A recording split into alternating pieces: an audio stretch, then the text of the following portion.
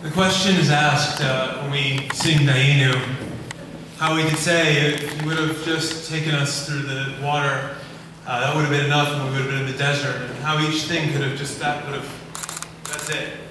But I think that the answer is very clear, and the answer is that Dayenu is a love song. This is called Dayenu. When I called you all dorky and told you, when I said earlier today, let's do lunch again maybe sometime, what I really meant was, I'd like to take you out for dinner. And you said, yeah. That could have been enough for me.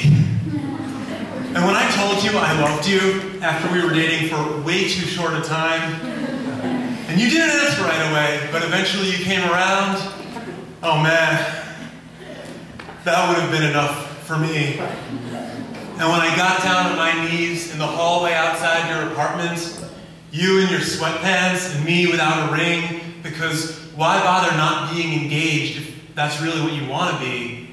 And you said yes again, that would have been enough for me. And would it have been enough? Or maybe it would have been more than enough. And then we never need to learn how not to have a fight without getting a divorce, or how to compromise with each other, or curb ourselves from saying, honey, I've heard that story before.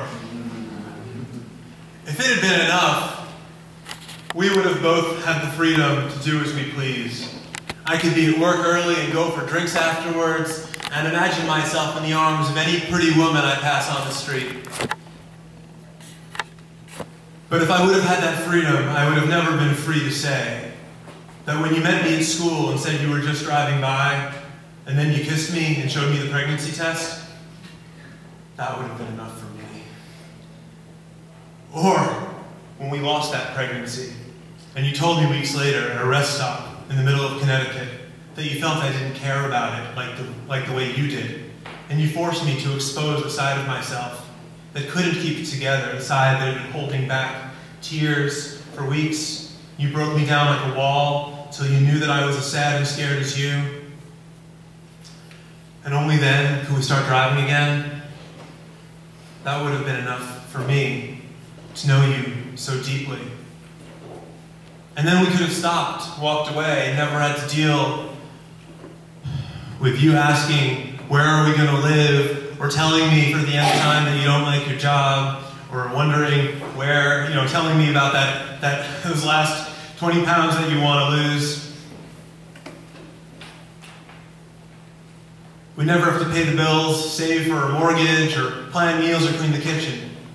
But instead, I stood there as the midwife delivered our son, and when they asked me if I'd like to cut the cord, I said no, because it seemed like a macho gesture.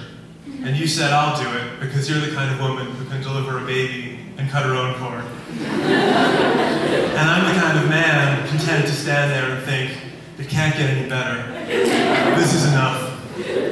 But of course, as I pushed the stroller around the corner to find you, that you'd stopped walking and instead were looking back at me, what are you looking at? You say, 8.5 years after we first met. You know I think you're very handsome, and all I can do is smile and think, this moment, this would be enough. But darling, it's never enough.